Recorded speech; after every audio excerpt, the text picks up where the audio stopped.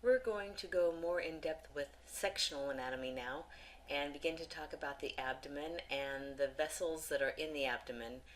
Vessels can be a great landmark for you when trying to figure out what structures you're looking at, as well as the bony anatomy. And when we start to take a look at the axial CT images, those are usually the best, CT versus MR.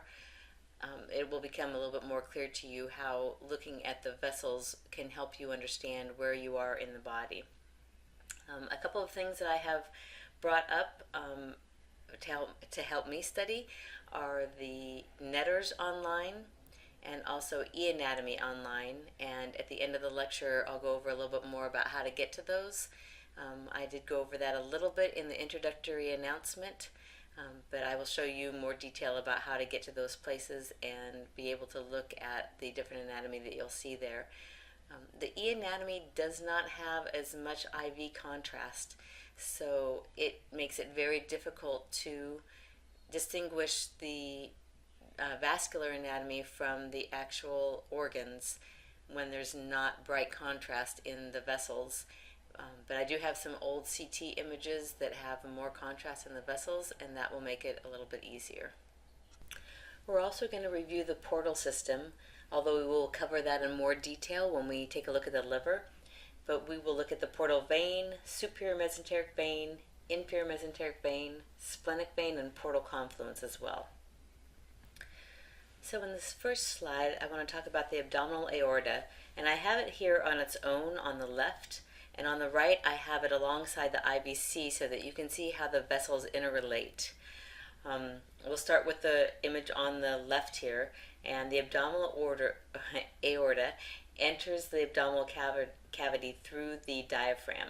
And the first branch off that abdominal aorta is a celiac trunk or celiac axis. You can say it either way and it's fine. The three vessels that come off that celiac axis are the common hepatic artery here, the left gastric artery going up a little bit there, and then the splenic artery going off to the left. Those are the three branches of the celiac axis, so those are listed here. The second vessel to come off the abdominal aorta is a superior mesenteric artery here, and it goes just anterior to the aorta, and then it starts to travel inferior alongside the aorta or in front of the aorta, so that you can see them run parallel to one another. And you'll see that in another image coming up on the next couple of slides that will make that more clear of how that vessel runs. And then you have the renal arteries, the right renal artery and the left renal artery here. And then the next vessel to come off the abdominal aorta that we refer to is the inferior mesenteric artery here. And then from there, the aorta branches into the common iliac arteries here. And so now we'll take a look at that in relation to the IVC. So the IVC is running alongside the abdominal aorta. It is to the right of the aorta and slightly anterior to it. And just after the SMA, just inferior to the SMA, are the renal veins. And the right renal vein is going off here, and the left renal vein courses in between the aorta and the SMA. So the left renal vein is anterior to the aorta and posterior to the SMA. And then we also have the, which you can't see here, the splenic vein. And then we have the other vessels that we'll look to later are the common iliac veins as well. And we'll go over a little bit more detail of the IVC in later slides. But I just want you to be familiar with the names of these and take a look and see how they come off of the main vessels of the aorta and the IVC, and then when we start to get into more detail, you'll have a basis. These sagittal images will allow you to take a look at the abdominal aorta and how the vessels come off of the anterior surface of the aorta, and gives you a little bit different view of the vasculature in the abdomen and can start to help you understand it in 3D. So on the right here we have a pictures out of Netters. It's Netters plate 323, and unless I have specifically said that it's the 6th edition, I am generally using the 5th edition. I've kind of mixed those up along the way in the lectures, so be sure you take a look at that for which edition that I'm using.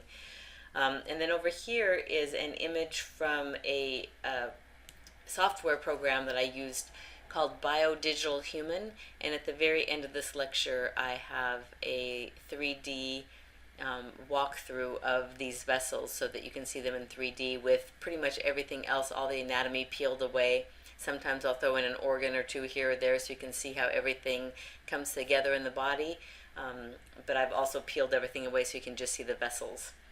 So these are both sagittal images. You have the abdominal aorta here. The patient's left side is facing you, and this is the anterior. Same here. This is the left side of the body is facing you, or this is a slice right out of the midline of the body, fairly midline. You can see the spinal column here and the vertebral bodies, and this is the anterior surface of the patient here. So this is the abdominal aorta coming down. You've got the abdominal aorta coming down here. And the first branch off that abdominal aorta is the celiac trunk. You've got the celiac trunk here, celiac axis, celiac trunk. And the left gastric artery is here. It goes, left gastric is here. It does a little loop that goes up and around. The common hepatic artery is going generally away from you. So it comes off of the celiac trunk and moves to the right of the patient. So it's going away from our field of view.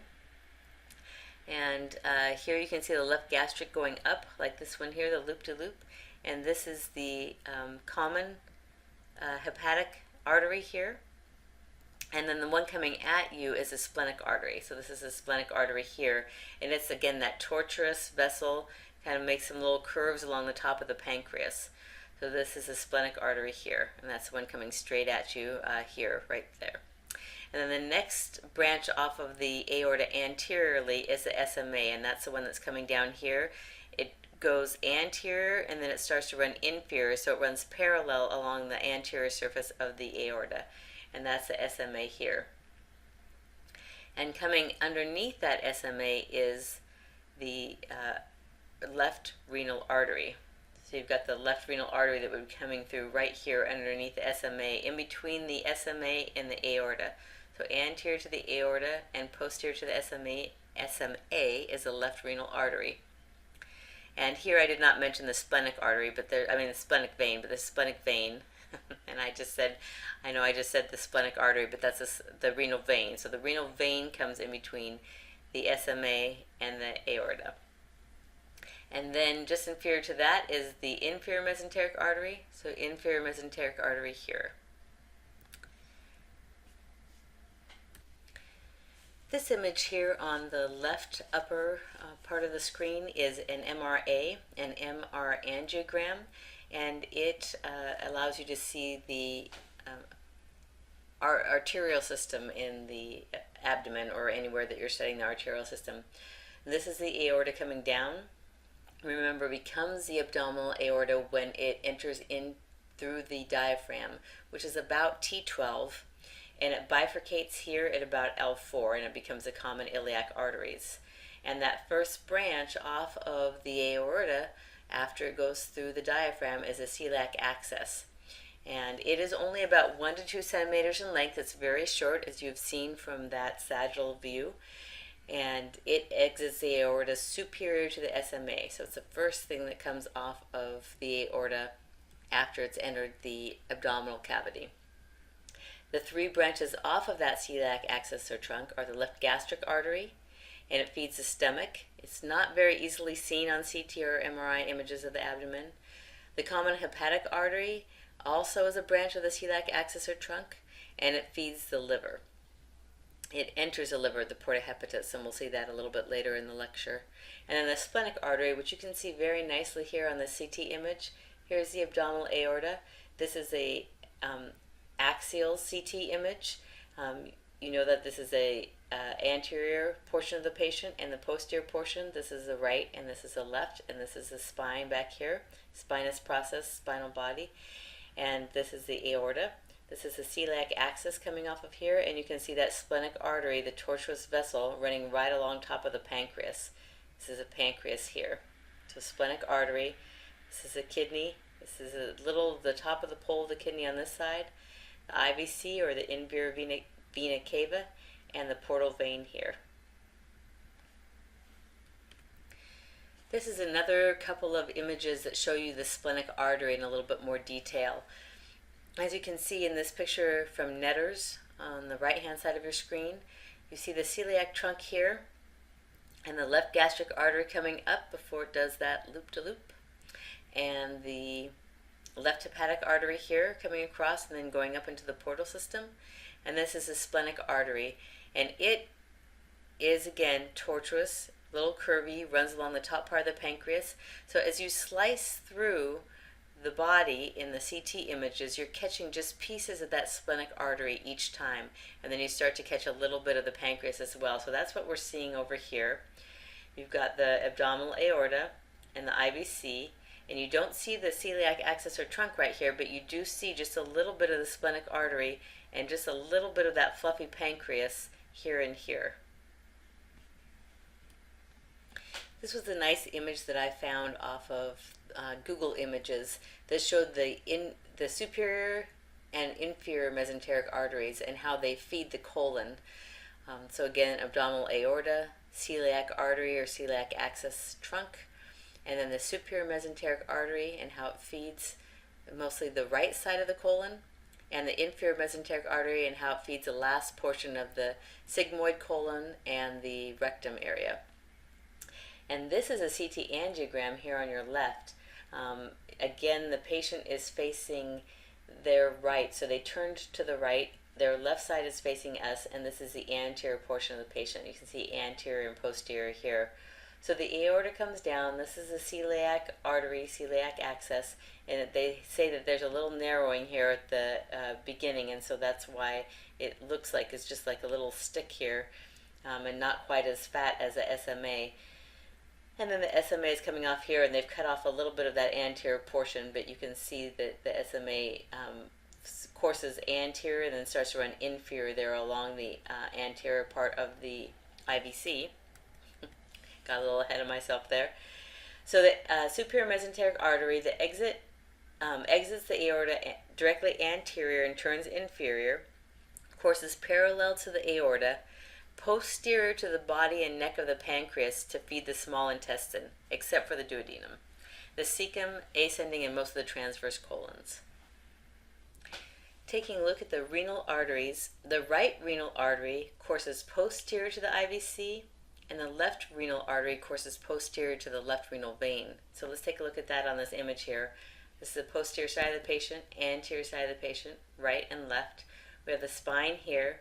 We have the kidneys on either side of the spine, and the renal vein is going toward the kidney, and the renal artery is also going toward the kidney. So those are renal means kidney. So we've got abdominal aorta here, IVC here. We've got the arteries coming off of the aorta.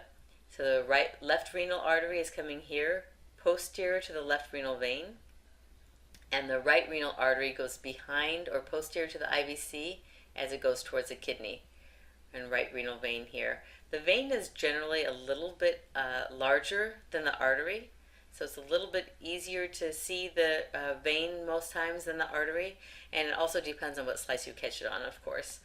And here's a nice image that shows you the renal arteries. So abdominal aorta here, the left renal artery going across to the kidney, and the right renal artery. You can just see the blush of the veins here. See how they're a lot larger than the renal arteries? And then you have the inferior mesenteric artery coming off of the aorta inferior to the renal arteries. And then the branch here of the abdominal aorta into the iliac arteries.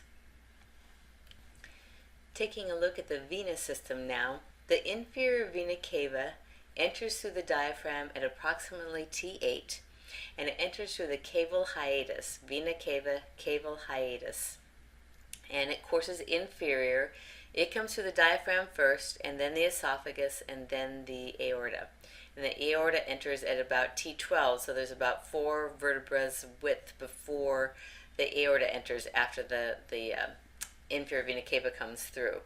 It is seen in the abdomen just to the right and slightly anterior of the aorta on axial images, and it courses posterior to the caudate lobe of the liver. Coming off of the IVC is the right renal vein and the left renal vein. The left renal vein courses anterior to the aorta and posterior to the SMA. So we'll take a look at the portal system now, and the portal system is that unique portion of the venous system where everything gets filtered through the liver. So you've got the portal vein that goes up and into the liver, and it's draining from the SMV, the superior mesenteric vein, and the inferior mesenteric vein, which are draining the gut. So it takes all the blood from the gut, the splenic vein comes into, and it creates a portal confluence, which is that junction point for the creation of the portal vein, and it's located just posterior to the head and neck of the pancreas. So you've got the splenic vein coming across from the spleen, the inferior mesenteric vein, the superior mesenteric vein, all coming together to join up and make that portal vein that goes into the liver and gets filtered. So we're going to take a look at that.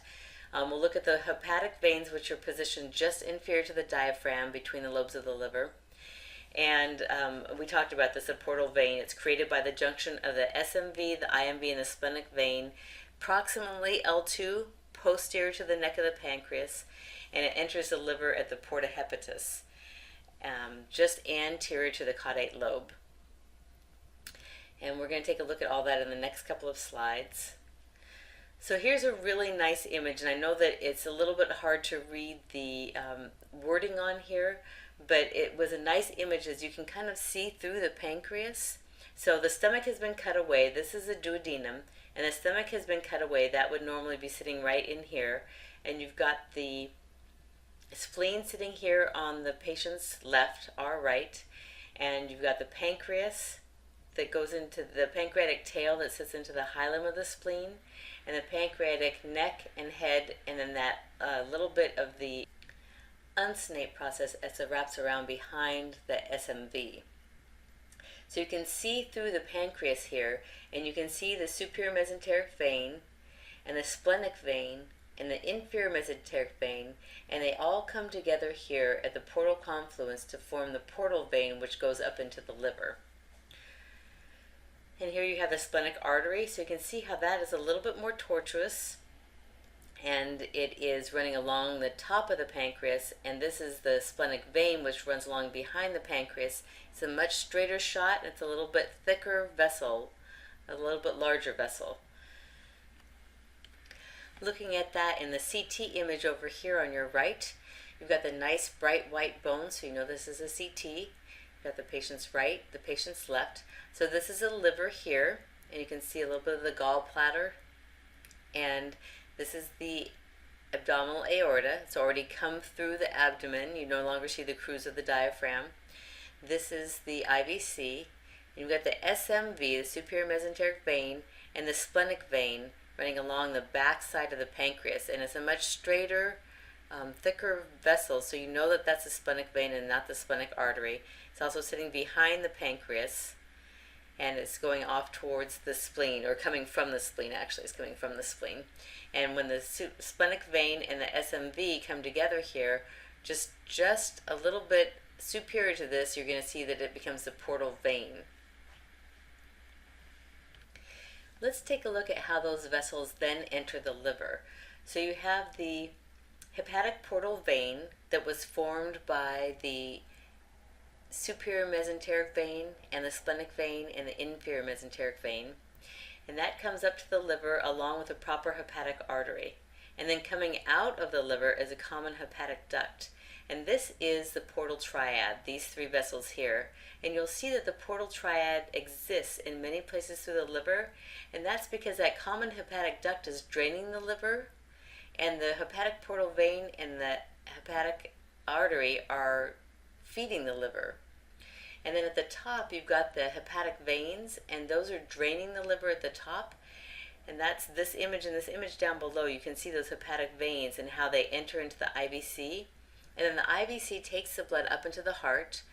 It's pumped out into the lungs to be oxygenated, comes back into the heart, and then is pumped out through the aorta to the rest of the body again. So over here you can see the liver is on your right hand side of the patient and left hand side of your screen. You've got the right lobe of the liver and the left lobe of the liver, and this is the portal vein coming into it through the porta hepatis. This is the caudate lobe of the liver, and the IVC is just posterior to the caudate lobe. Remember, I was mentioning that in the very beginning in the little lecture notes. And this is the abdominal aorta. It hasn't quite come through the diaphragm yet. It's just becoming the abdominal aorta there. This is the crus of the diaphragm, and you can see that running alongside the aorta and then down along the sides of the spine here. You've got the spleen with a little bit of a cyst, so that's a little abnormality. And this is contrast in the stomach. So you've got oral contrast, which highlights the stomach and the bowels. And you've got venous contrast, or IV contrast, which highlights the vessels and also gives a blush to most of the organs.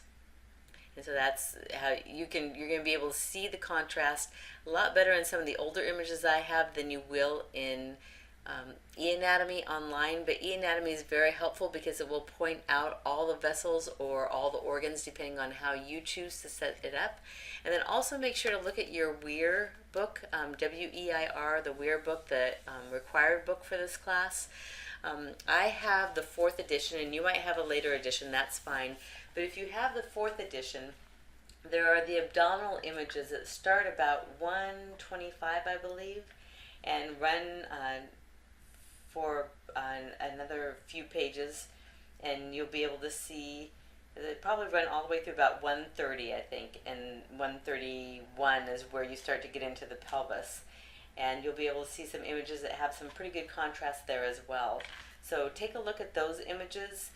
They'll give you just different anatomy, and the more images you take a look at, the more familiar you'll get with axial images and being able to see those and distinguish the different anatomy, vessels, and organs.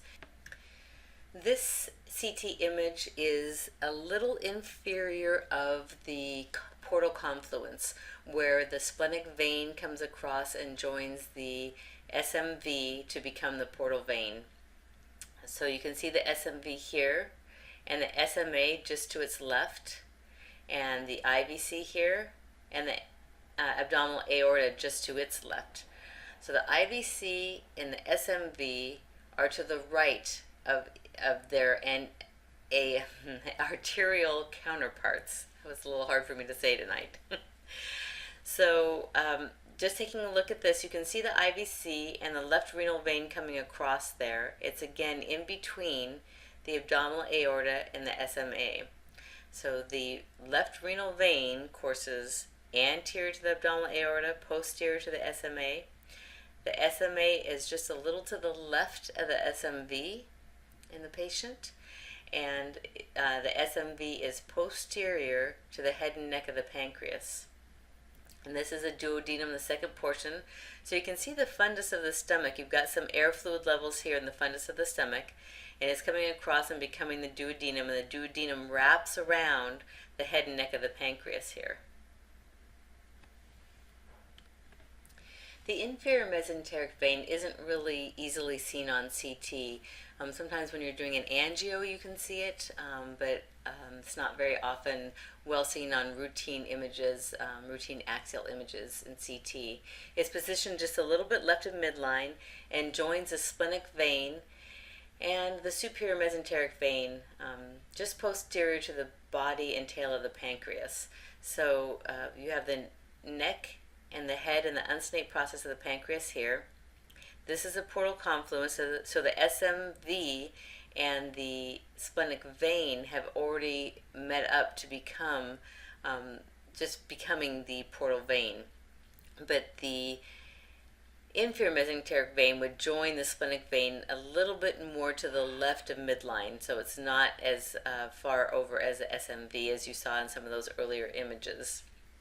The splenic vein exits the hilum of the spleen and courses posterior to the pancreas. And remember, it's that straight line, thicker vessel that comes along behind the pancreas, as opposed to the tortuous splenic artery. And the portal confluence is a junction point for the SMV and the splenic vein, just posterior to the head and neck of the pancreas. So I wanted to show you one more time how to get into the databases area of the library where you can find Netters online and eAnatomy online. So from the Bellevue College web page, you may need to log into Canvas if you haven't already. If you're on campus, you don't always have to do that, but if you're off campus, you do. And then I've already logged in, so you go to the library tab. And over on the left under the quick links, there's the databases link. And then from there, you just scroll down until you get to eAnatomy here. And, sorry, I passed it. Netters is here. So that's where the two library resources are. And I've already opened up eAnatomy. But when you do open it up, there are several different choices for you. So you've got the head, the brain,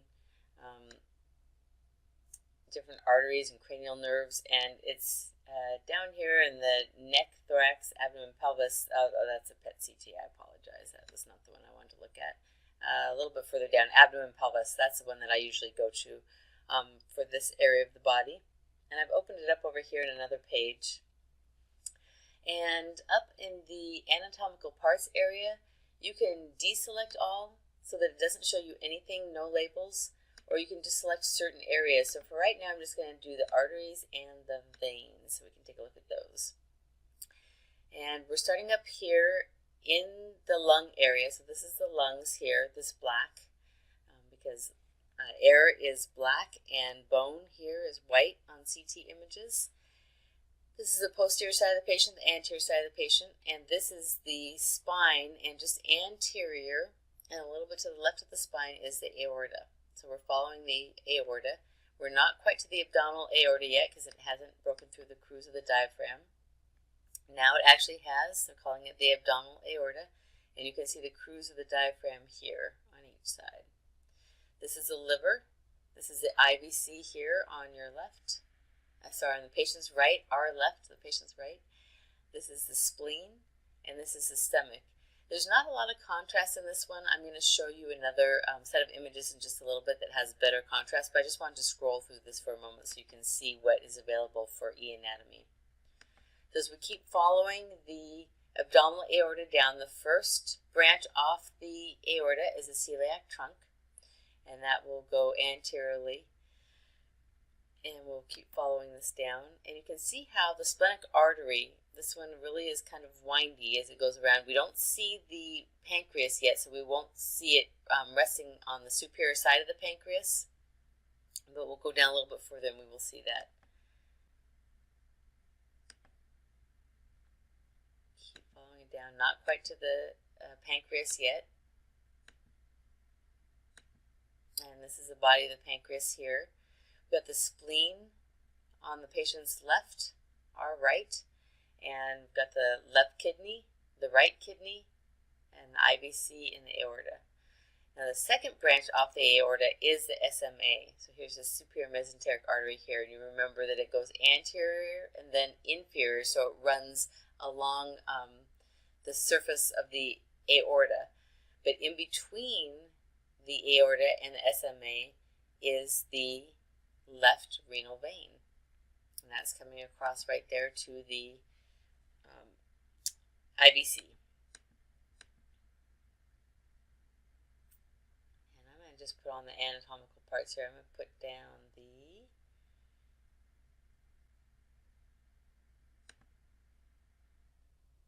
there we go. Now we get the body of the pancreas here, right there.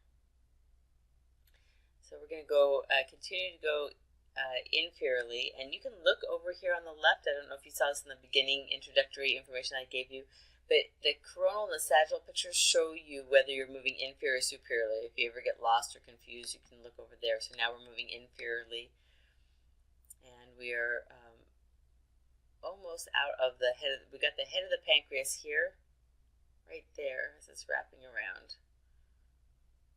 And the contrast just is not great in this particular patient and this particular set of images. So I'm going to move over to our other lecture with the much better contrast. And let me move up to the top here so we can start over. There we go.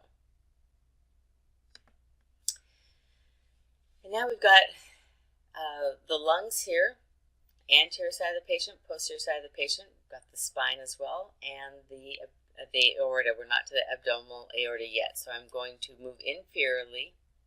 We're going to follow that aorta until we get to the crus of the diaphragm. There it is there. And you can see the IVC here. To the right of the aorta is the IVC. We've got the spleen on the right. We're starting to get into the fundus of the stomach. Still moving inferiorly.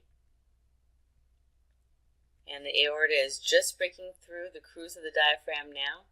We've got the left kidney and we've got the right adrenal here. And that first branch off the aorta is a celiac trunk or the celiac axis, and there's a splenic vein, splenic artery, windy little artery running along the top of the pancreas. And you can see the pancreas is fairly fluffy. You've got nice contrast. So you've got blush in both of the kidneys. Still moving inferiorly. Now the second branch off the aorta is the SMA. Remember the SMA moves, I'm going to go up one more, moves anteriorly and then it goes inferiorly. And now it's become the SMA, and just to the right of the SMA is the SMV. So now we know we have the SMV, the SMA. I'm going to move superiorly now so that we can follow the veins. So SMV joins up with the splenic vein. The splenic vein is coming from the spleen, and it's a little bit thicker and a little bit straighter vessel. It comes around and joins up with the SMV. Oh, sorry, went back inferiorly. Now I'm going superiorly. And then that was the portal confluence, and now it's becoming the portal vein. And there it is there. And the portal vein is just anterior to the caudate lobe of the liver and anterior to the IVC. So you've got the IVC, the caudate lobe of the liver, and then the portal vein anterior to the caudate lobe. And that's a brief review of the vessels, and that'll get you started, and then there'll be a more in-depth review at the end of the week.